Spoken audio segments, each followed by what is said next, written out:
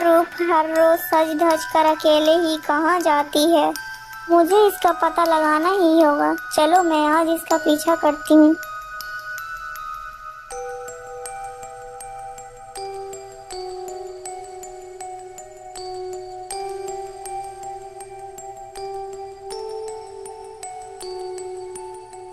अरे ये क्या, ये रूप किस युवक से मिल रही है? लेकिन यह युवक तो कितना सुंदर है। इसे देखने के बाद तो कुछ और देखने की मुझे इच्छा ही नहीं होती। काश ये युवक का विवाह मुझसे ही हो जाता तो मेरे भी भाग्य बदल जाते। लेकिन इसे तो रूपमाला पसंद करती है, इसका मतलब यह युवक मेरा कभी नहीं हो सकता। अच्छा रताब, मैं चलती हूँ, मेरा वापस जाने का समय हो चुका है।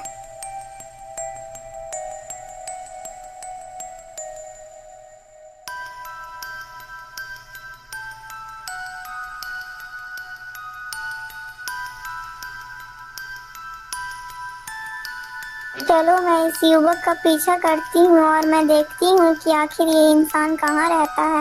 इतना सोचकर वह दुष्ट परी उस प्रताप का पीछा करते करते उसके घर तक चली जाती है। अरे बेटा, तू पूरे पूरे दिन कहाँ गायब रहता है? तू तो ठीक से खाना पानी भी नहीं पीता। माँ, मैं रोज तेरी होने वाली बहू से मिलने के लिए जाता हूँ। बेटा, लेकिन अब तो तू कितना बड़ा हो गया है ना कि जिसने आज तक अपनी माँ से यह बात छिपा कर रखी। अरे नहीं नहीं माँ, आप ये कैसी बातें कर रही हैं? मैं तो ये बात आपको बताने ही वाला था। अरे माँ, क्या मैंने आपके मर्जी के बिना कोई कार्य किया है भला?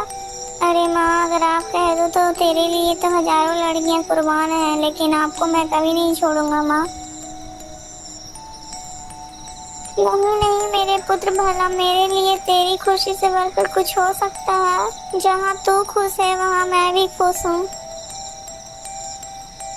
अरे वाह, ये माँ बेटे के अंदर कितना प्रेम है। जो माँ कहेगी बेटा उसी बात को अमल कहेगा। तो फिर मैं क्यों ना इसकी माँ को ही बंदी बना कर ले जाती हूँ। फिर मैं इस युवक से ही विवाह कर सकती हूँ। जो यह बात बुढ़िया अपने बेटे को बोलेगी वह तो इसका बेटा मानना ही पड़ेगा।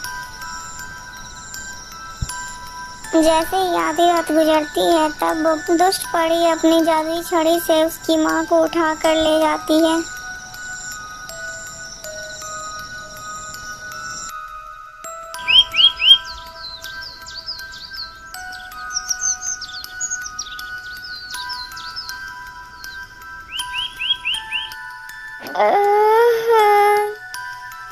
अरे माँ, तुम कहाँ हो? मुझे बहुत जोर की प्यास लगी है, मुझे थोड़ा सा पानी दे दो माँ। अरे माँ, तुम कुछ बोल क्यों नहीं रही हो? तुम कहाँ हो माँ? बेचारा रताव अपनी माँ को इधर उधर ढूंढने लगता है, लेकिन उसकी माँ कहीं नहीं मिलती है। रूपमाला उसी प्रताप की प्रतीक्षा में उसी पेड़ के नीचे खड़ी थी। अरे इतना समय हो गया है, लेकिन अभी तक रताव आया क्यों नहीं? वह तो मुझसे पहले ही आ जाता था। चलो मैं उधर ही चलकर देख लेती हूँ, कहीं वो कोई मुसीबत में तो नहीं।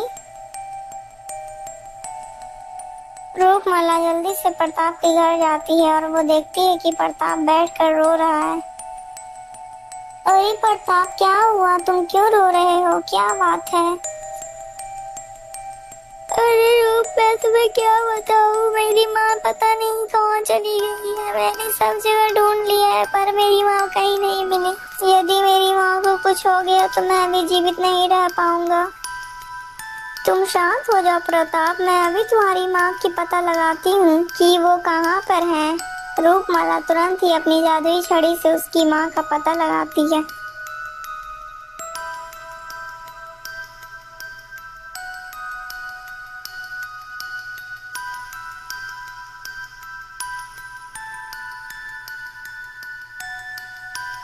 अरे ये क्या, ये तो दुष्ट परी है, लेकिन इसने माता जी को बंदी क्यों बनाया है?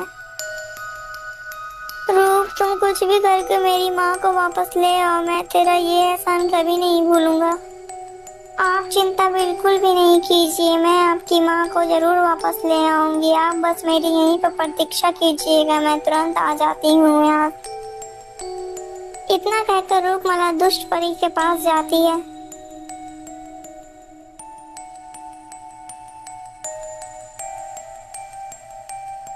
ये दुष्ट परी, आपने बिना किसी वजह के अपने माता जी को बंदी क्यों बनाया है? तुम तो जानती हो रूप, मैं किसी बिना वजह के कोई भी काम नहीं करती, लेकिन इन्हें बूढ़ी माता को ऐसे बंदी बनाने के पीछे तुम्हारा यह क्या कारण है? इन्हें छोड़ दीजिए। हाँ हाँ रूपमाला, मैं इन्हें जरूर छोड़ दूंगी यदि तुम चाहो तो। हाँ हाँ दुष्ट परी, मैं यही चाहती हूँ कि आप इन्हें छोड़ दीजिए। अरे वाह, तुम तो कितनी चालाक हो। मेरी इच्छा जाने के बगैर मैं इसे कैसे छोड़ दूँ? तो आप क्या चाहती हो? आप इनके आज़ादी के बदले मुझसे कुछ भी मांग लो, मैं तुम्हें वह दे दूंगी, लेकिन तुम इन्हें आज़ाद कर दो। तो फिर ठीक है, मुझे तुम्हारा प्रताप चाहिए, तुम उसके जिंदगी से दूर चली जाओ, बस सिर्फ मेरा है। लेकिन तुम ये क्या कह रही हो? मैं तो प्रताप से प्रेम करती हूँ, मैं भला तुम्हें उन्हें कैसे दे सकती हूँ? तो फिर ठीक है, तुम चुपचाप यहाँ से चली जाओ, नहीं तो मैं तुम्हें भी बंदी बना लूंगी। यदि मैं माता जी को साथ नहीं ले गई तो मैं प्रताप को क्या मुंह दिखाऊंगी? नहीं नहीं, मैं माता जी को अपने साथ ही ले जाऊंगी, चाहे मुझे इसके लिए अपने प्रेम का बलिदान भी क्यों न देना पड़े। ठीक है दुष्ट परी, मैं प्रताप की जिंदगी से दूर चली जाऊंगी, तुम माता जी को छोड़ दो। फिर तुरंत रूपमाला उस बूढ़ी माँ को प्रताप के पास ले जाती है। प्रताप ये सब देखकर बहुत ही खुश हो जाता है। रूपमाला, तुमने मुझे दुनिया की सबसे बड़ी खुशी दे दी। रूप, मैं तुम्हारा यह एहसान कभी नहीं चुका सकता। आज मैं तुमसे कुछ कहना चाहता हूँ। बोलिए प्रताप, आप क्या कहना चाहते हैं? रूप, मैं तुमसे विवाह करना चाहता हूँ। अरे नहीं नहीं, मैं तुमसे विवाह नहीं कर सकती हूँ, मैं तो तुम्हें बस अपना एक अच्छा दोस्त समझती हूँ। नहीं नहीं, मैं तुमसे विवाह नहीं कर सकती। अच्छा प्रताप, अब मेरा वापस जाने का समय हो गया है, अब मैं चलती हूँ। रूपमाला इतना बोलकर वहाँ से परी रोक चली जाती है।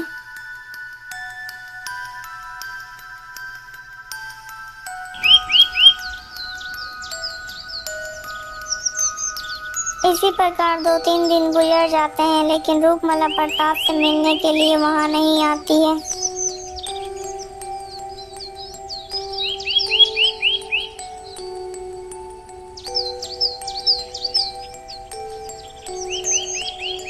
दोस्तों, अगर आपको ये वीडियो अच्छी लगी तो प्लीज़ वीडियो को लाइक करके चैनल को सब्सक्राइब कर दीजिएगा। और हाँ दोस्तों, इस वीडियो को आगे देखने के लिए हमारे चैनल के साथ जुड़े रहिएगा। और हाँ दोस्तों, इस वीडियो का पार्ट 1 अगर देखना चाहते हो तो हमारे चैनल में आकर इस वीडियो का पार्ट 1 जरूर देखिएगा। दोस्तों, आप लोगों को इस कहानी से क्या शिक्षा मिली, कमेंट कर जरूर बताइएगा।